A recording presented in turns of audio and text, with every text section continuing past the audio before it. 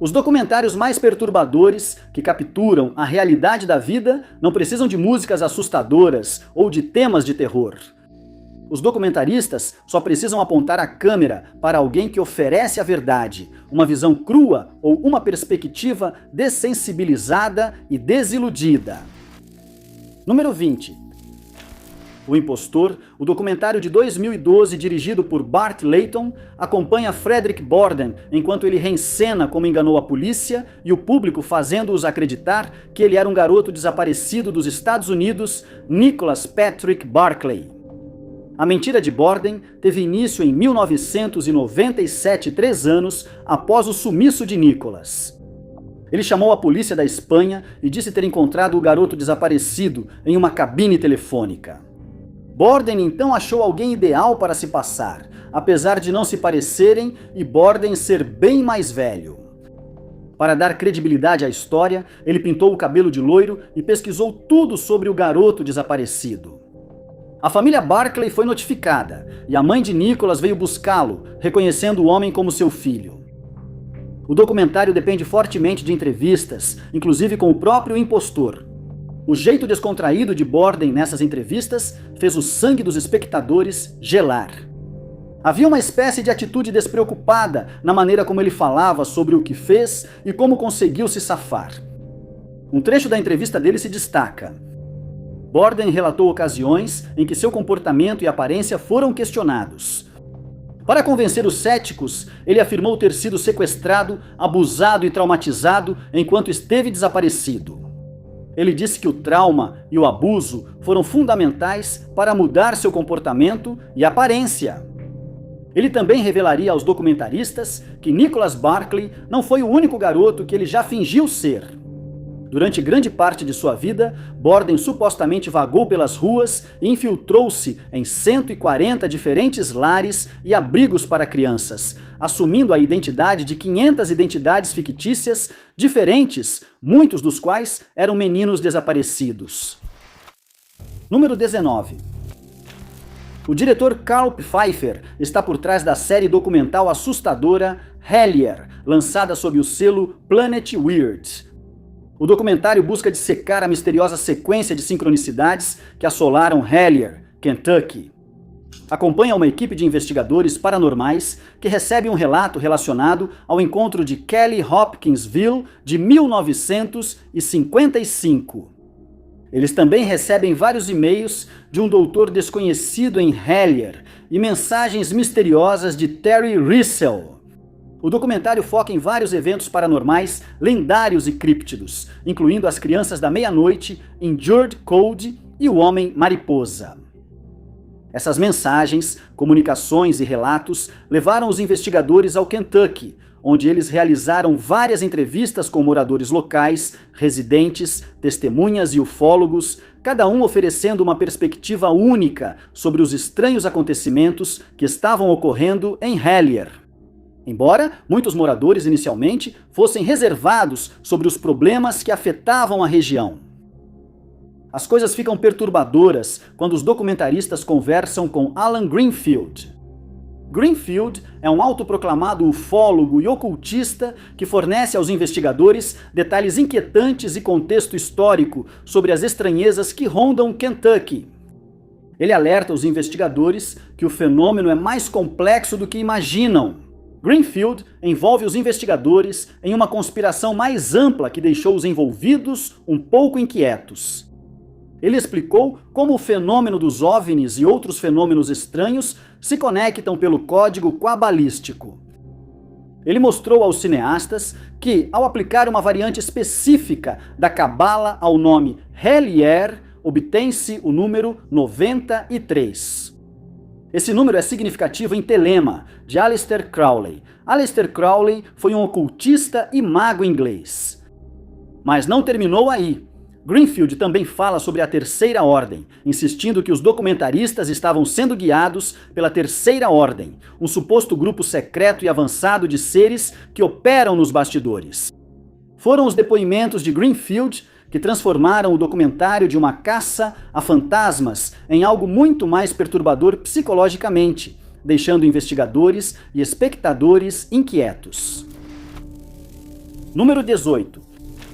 A minissérie documental de 2021 Sasquatch segue o jornalista investigativo David Holzhausen, enquanto tenta desvendar um crime estranho de 25 anos que os moradores locais ligam ao pé grande.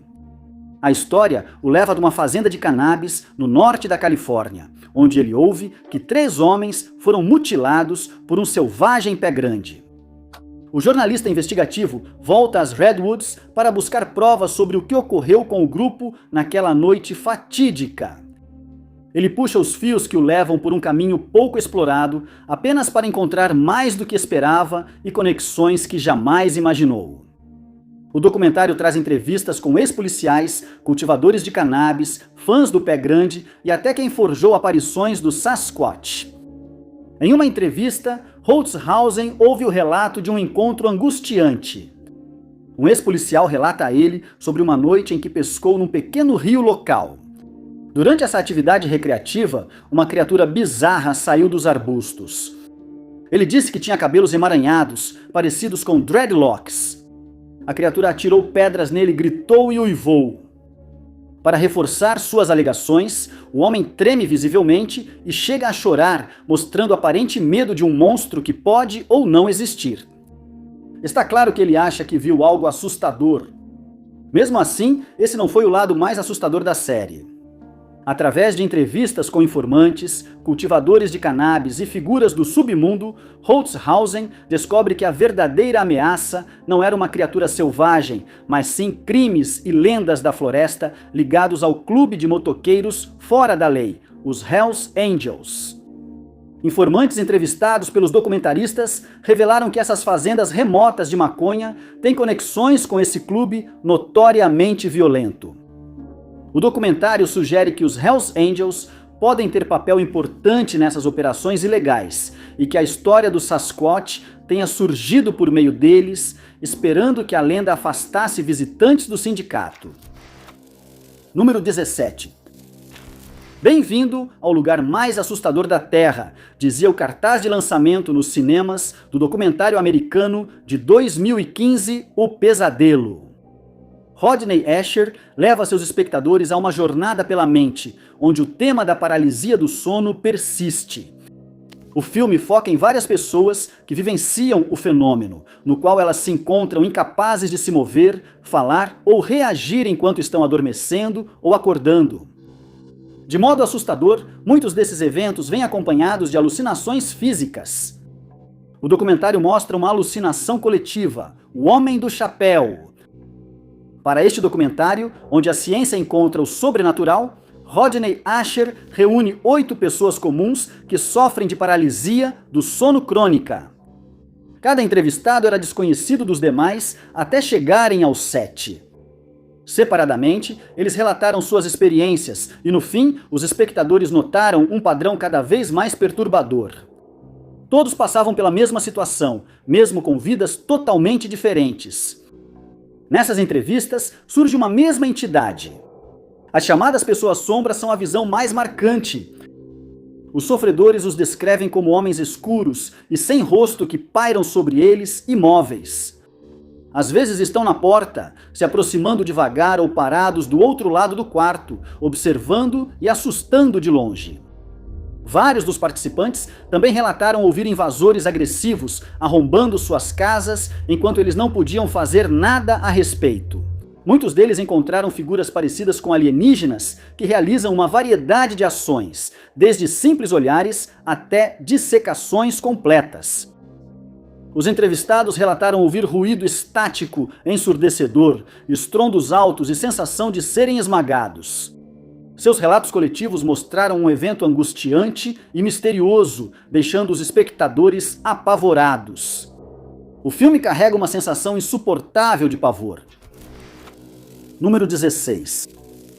Love Has Won, O Culto da Mãe Deus, uma série documental de 2023 produzida por Hannah Olsen. Explora a vida e a morte de Amy Carlson, líder do culto Love Has Won. O filme aborda como Amy afirma ter vivido 500 vidas passadas e apresenta extensas entrevistas com ex-membros e atuais seguidores.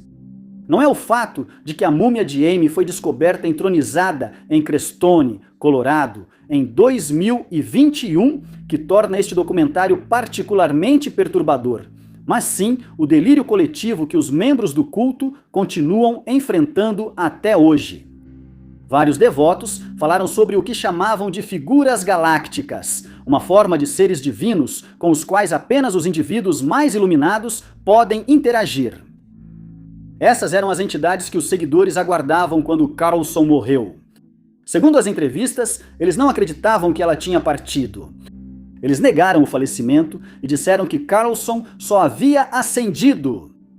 Eles disseram que ela estava na quinta dimensão e levou toda a dor da humanidade ao partir.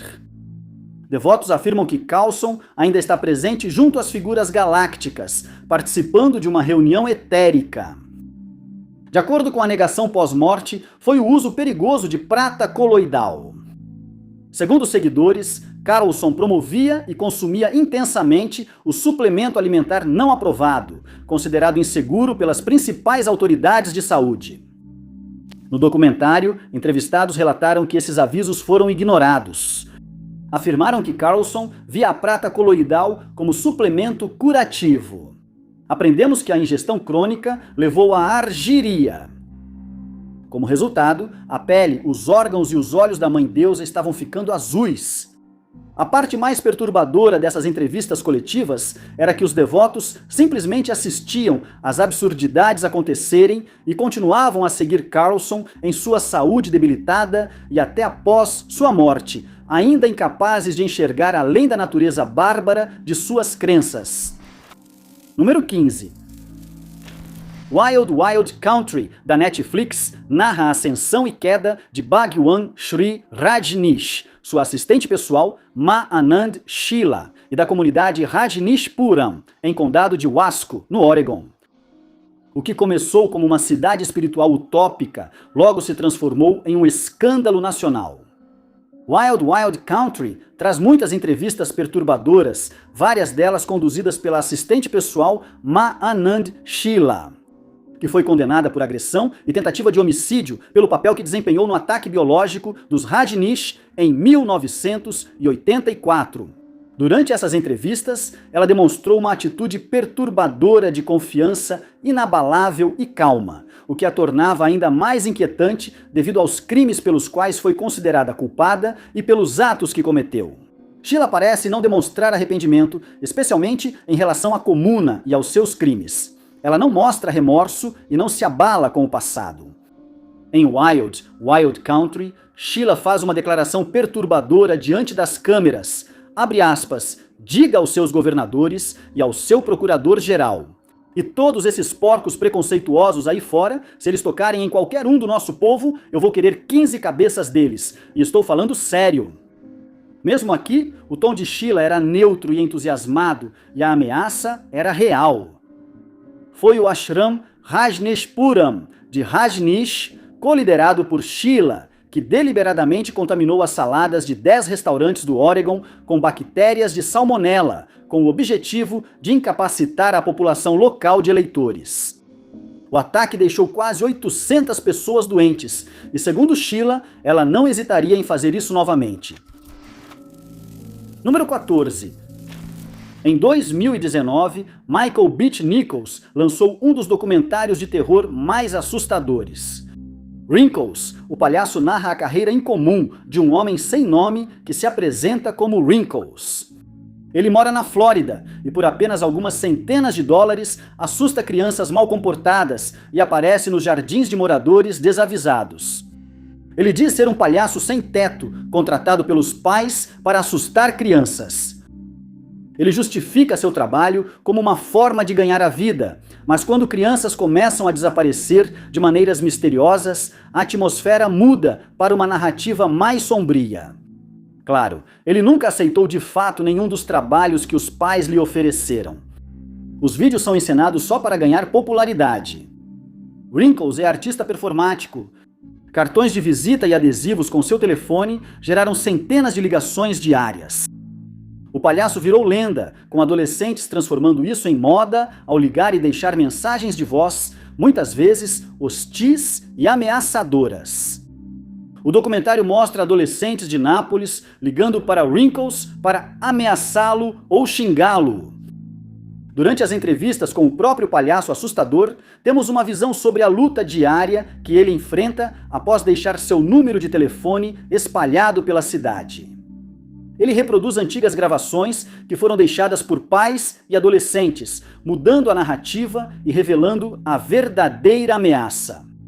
Ele revela que não é a ameaça final, destacando como os pais estão causando abuso mental em seus filhos ao usar sua persona assustadora como forma de punição.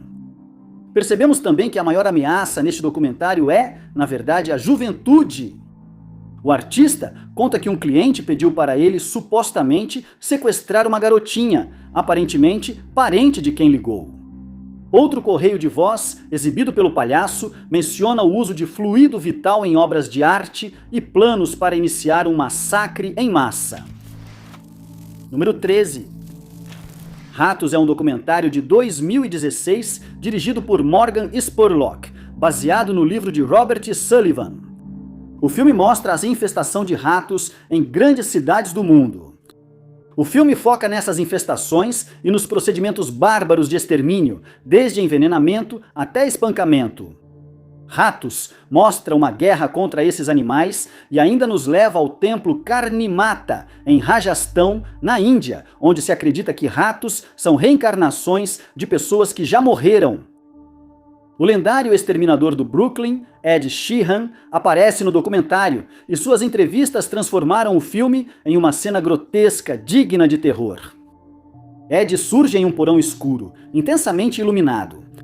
Ele mastiga um charuto e dá seu depoimento com uma frieza que lembra um chefe da máfia saído direto de um filme no ar. Na cena assustadora, o exterminador conta como passou 50 anos combatendo roedores na linha de frente. Ele faz parecer que isso é uma guerra em grande escala e que ele é o único lutando nela. Ao invés de garantir tranquilidade na luta contra os ratos, Ed faz uma análise inquietante da espécie. Ele os descreve como sofisticados e diabólicos, com inteligência equivalente à de um agente altamente treinado. Ele nota que ratos aprendem com os erros dos outros e se adaptam rápido.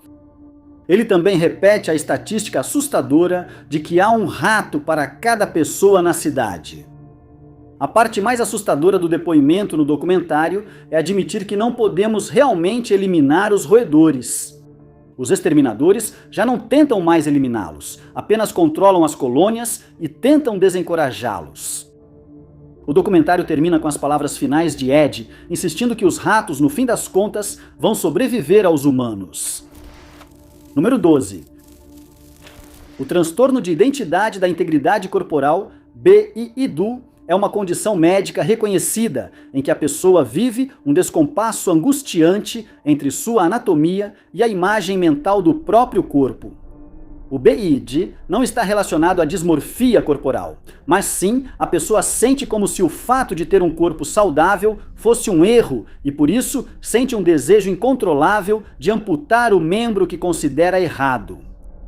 O filme Hole, de 2004, explora essa condição rara, examinando as vidas tumultuadas de várias pessoas diagnosticadas com BID, que descobrem que a única escolha que têm é remover um membro que percebem como errado. Ao longo do filme, os espectadores têm uma visão da vida dessas pessoas, juntamente com explicações e depoimentos de psiquiatras. Muitos dos entrevistados explicaram como a condição começou, frequentemente se referindo à infância, quando perceberam pela primeira vez que algo não estava certo.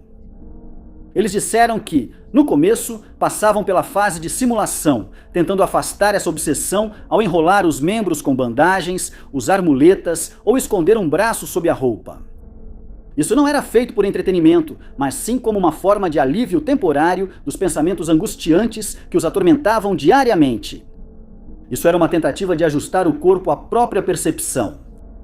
Essa fase de fingimento desapareceu na vida adulta quando os indivíduos perceberam que agora tinham o poder de fazer algo em relação a esses erros que percebiam. Para alguns, como Kevin, a única maneira de resolver o problema era fazer com que um cirurgião amputasse uma perna perfeitamente saudável. Mas esse não foi o caso na história de George Boyer. George demonstrava uma aversão extrema por uma de suas pernas, que um dia se tornou demais para ele suportar. Nesta entrevista, ele explica que o desejo de remover esse membro se tornou avassalador e esperar pela aprovação médica parecia impossível. Então, ele mesmo se livrou da perna. Ele usou uma arma de fogo para causar danos irreparáveis ao membro, resultando em sua remoção. Em seu depoimento, ele afirma não sentir arrependimento, apenas alívio. O descompasso se foi e ele finalmente tem paz. Número 11. Em 2017, foi lançado o documentário americano Voyeur, sobre a história real de um homem que não apenas espionava os hóspedes do seu motel, mas também registrou tudo o que testemunhou, desde encontros românticos até homicídio. Gerald Foos é o homem no sótão, sentado em sua plataforma de observação, observando seus hóspedes através de aberturas especialmente projetadas no teto. Por décadas, Foos espionou seus visitantes e depois se sentou com o renomado jornalista Gay Talese para contar tudo em uma série de entrevistas perturbadoras. O filme inicia com Gay Talese e logo vira uma entrevista estranha com o voyeur, que acha não ter feito nada errado. Foos afirma que não se vê como um criminoso, nem mesmo como um simples voyeur. Em vez disso, ele insiste que suas atividades de espionagem foram feitas apenas para fins de pesquisa, porque cresceu em uma casa onde era protegido do convívio humano normal e não foi ensinado sobre o que certas coisas são, o que significam ou por que são feitas. Ele justifica essa pesquisa perturbadora, dizendo que as pessoas mostram seu verdadeiro eu quando não são observadas. Por isso, seus hóspedes do motel nunca souberam da sala secreta de observação. Em seguida, ele detalha como chegou à conclusão de observar as pessoas do sótão do seu motel e começou com a confissão para sua esposa. Ele contou para sua esposa que era um voyeur e precisava de um laboratório que fosse absolutamente à prova de falhas para impedir que qualquer pessoa o descobrisse. O laboratório ao qual ele se referia era um motel que ele comprou pouco tempo depois. O local era uma armadilha turística famosa, onde visitantes de todo o país e do mundo paravam para descansar, sem saber que um homem no andar de cima os observava. Número 10.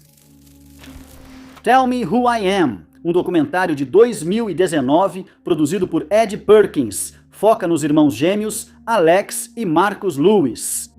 Após um acidente de moto aos 18 anos, Alex perdeu a memória e Marcus tentou reconstruir sua infância para ele. O filme lentamente se torna uma história sobre o que Marcus escolheu deixar de fora.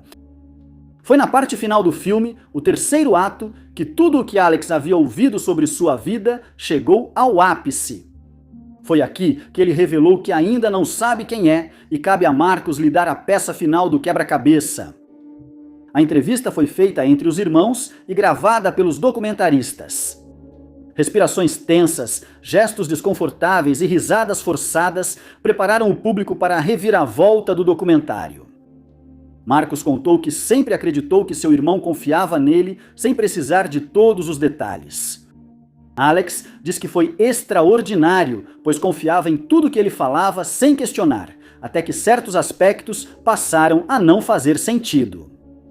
Alex se refere a uma separação de silêncio, um segredo, e ele está desesperadamente tentando fazer perguntas, enquanto Marcus está desesperadamente tentando não respondê-las. Marcus lembra quando seu irmão perguntou se foram abusados pela mãe, e ele apenas respondeu sim, sem dizer mais nada.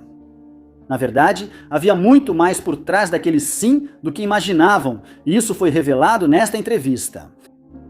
Marcus, com a garganta apertada e segurando as lágrimas, diz que nunca revelou ao irmão o segredo sombrio da família porque teria que reviver tudo. Ainda assim, ele não conseguiu contar a verdade ao irmão e o encaminhou para uma gravação de um segredo distorcido.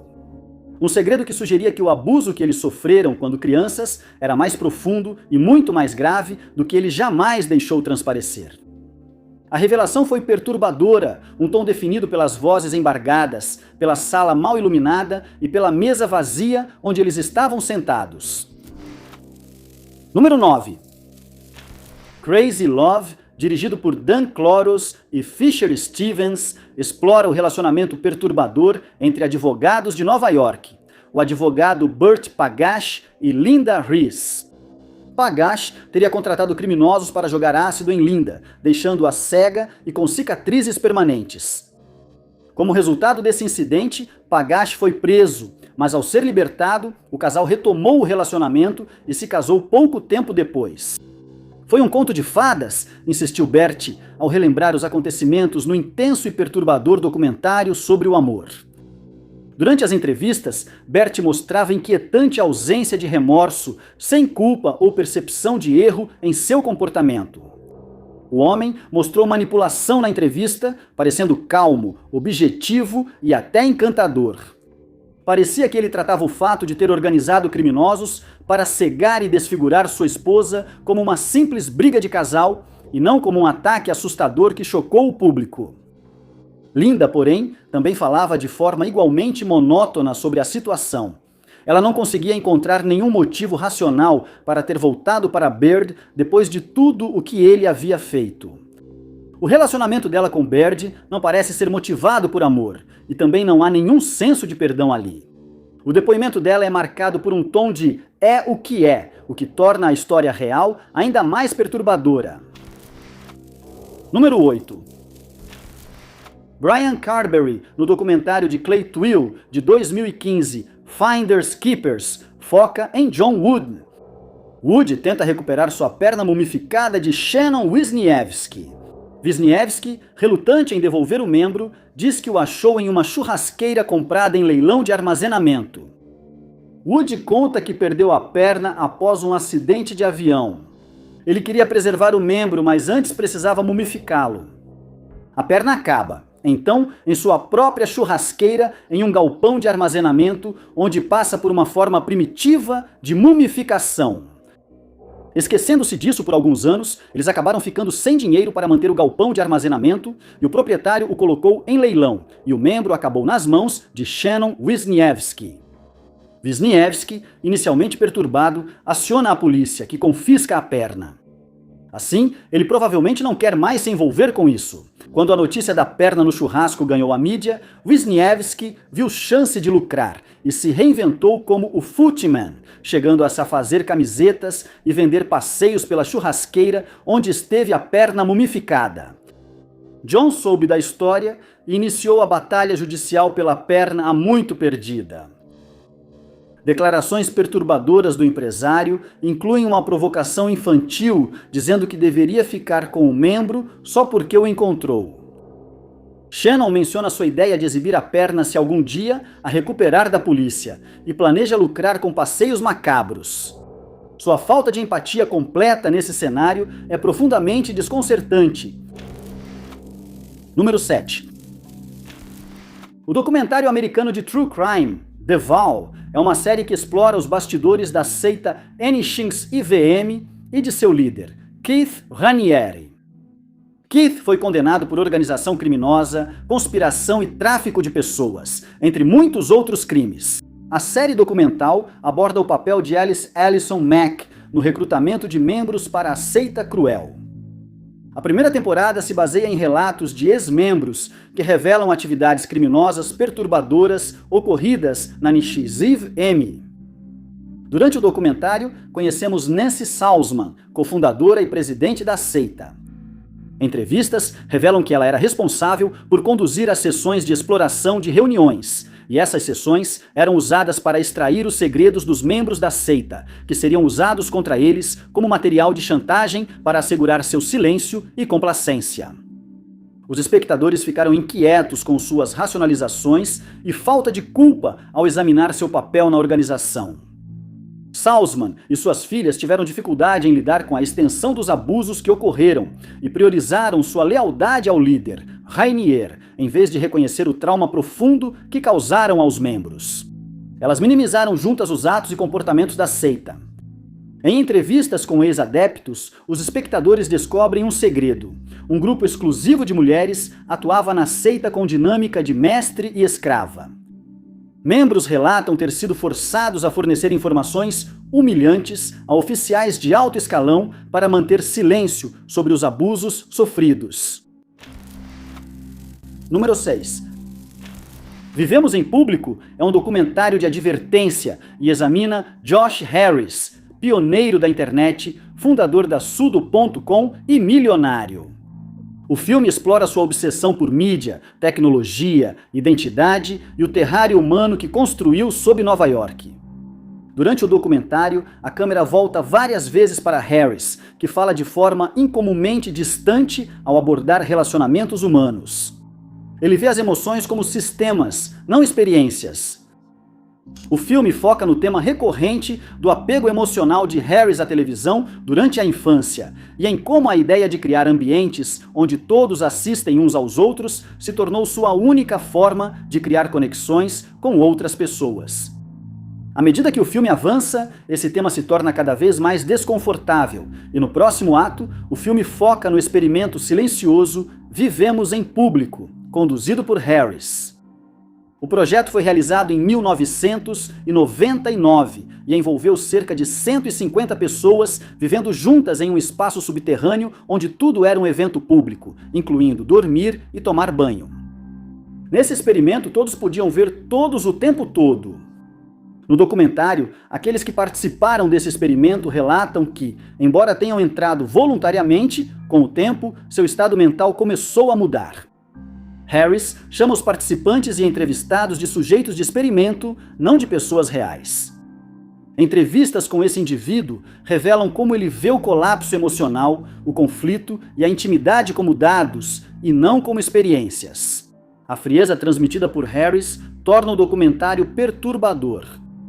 Ele insiste que a sociedade aceite o fato de que vivemos em público, online, e somos vistos o tempo todo. Ele disse que leões e tigres costumavam ser os reis da selva, e então um dia acabaram em zoológicos. Acho que seguimos o mesmo caminho. Um dia vamos acordar e perceber que todos nós somos servos. Número 5. Contatos imediatos do quinto grau. É um documentário de 2020 com o Dr. Steven Greer, que explora como os seres humanos poderiam estabelecer contato bilateral pacífico com civilizações extraterrestres. Segundo um crítico, o filme retrata um homem que afirma conseguir se comunicar com alienígenas. Ele se concentra em um ex-médico que afirma ter encontrado alienígenas e descoberto formas de se comunicar com eles. As afirmações do documentário ficam mais absurdas a cada minuto. Contatos Imediatos do Quinto Grau conta com cientistas, pesquisadores e denunciantes que contribuem para uma narrativa bizarra e perturbadora. Dr. Greer e seus convidados exploram narrativas descontroladas em algumas entrevistas bizarras enquanto detalham ideias complexas. Apesar de não parecerem teóricos da conspiração, mas sim pessoas sofisticadas, as declarações dos entrevistados ficam cada vez mais sinistras e bizarras. Greer e os outros entrevistados argumentam que cidadãos comuns podem iniciar contato com extraterrestres por conta própria através de uma consciência específica, sob condições muito rigorosas. Adam Curry, um pesquisador nessa área, aparece no documentário onde discute a interseção entre consciência e realidade física. Ele sugere que nossa consciência pode não ser um elemento privado e pode ser enviada a distâncias se apenas desbloqueássemos o poder para isso. O depoimento do Dr. Russell Targ marcou os espectadores, principalmente por sua alta posição. O físico e cofundador do programa de visão remota do Instituto de Pesquisa de Stanford, apoiado pela CIA, Dr. Russell Targ, defendeu que a consciência não é limitada por espaço e tempo.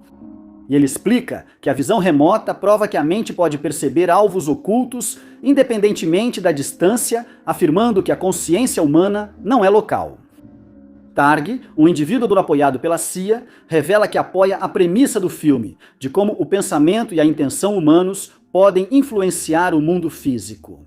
Ele conclui afirmando que com estados mentais tranquilos é possível contatar civilizações extraterrestres avançadas. Um conceito impressionante transformou o documentário de uma teoria sem base em um possível esclarecimento amparado por agências de inteligência. Número 4. A série documental em 4 partes.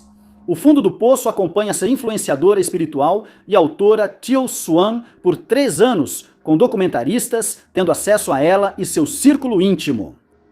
Os espectadores ouvem sobre suas alegações de abuso, ascensão à fama e acusações de liderar uma seita. No documentário, Swan causa preocupação e durante a série, a influenciadora espiritual mostra hostilidade ao ser confrontada por pessoas de fora. Ela parece ser condescendente com seus seguidores e insiste que eles a coloquem em primeiro lugar, acima de qualquer outra pessoa.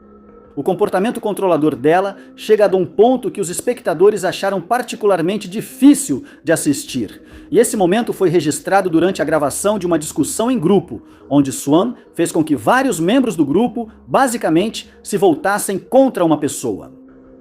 As críticas entre esses membros ficaram mais pessoais e causaram um confronto. Quando um membro questionou Swan, a tensão dominou a sala. O momento, contudo, não teve gritos nem discussões, apenas uma inquietante ausência de emoção. A cena soa mais como pressão social do que diálogo, transformando a narrativa de influência espiritual em um comportamento controlador e dominador, prejudicial para quem sofre traumas e esperava que Swan os curasse. O diretor número 3, Spencer McCall, reconstrói a história do Instituto Jejune no documentário de 2012, O Instituto. O filme explora um jogo de realidade alternativa em São Francisco que envolveu cerca de 10 mil pessoas, muitas sem entender totalmente no que estavam participando. O Instituto permite que eles relatem como o Jejune misturou ficção com realidade, causando consequências bizarras. O filme inicia com relatos de participantes que dizem ter visto cartazes misteriosos convidando-os ao Instituto. Ao chegar ao local, os participantes são apresentados ao jogo por vídeos e pistas enigmáticas. Nessas entrevistas, a humanidade dos participantes vai sumindo aos poucos. Eles discutem um jogo de realidade alternativa com a mesma seriedade de temas como religião, eventos marcantes ou terapia. Os entrevistados alteram o vocabulário de forma sutil. Dizem que foram escolhidos para participar em vez de serem iniciados no jogo. Eles chamam isso de uma nova camada da realidade antes oculta. Os jogadores contam que, às vezes, não conseguiam diferenciar estranhos de outros atores do Instituto Jejune. Questionavam se ligações comuns traziam pistas e viam coincidências como evidências. As entrevistas causaram angústia.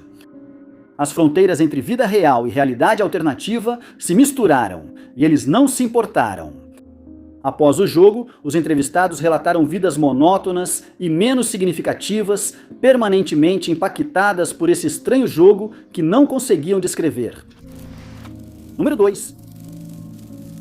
O documentário japonês de 1987, O Exército Nu, do Imperador Marcha, acompanha o veterano de 62 anos, Kenzo Okuzaki, enquanto ele tenta vingar 2 soldados caídos de sua antiga unidade.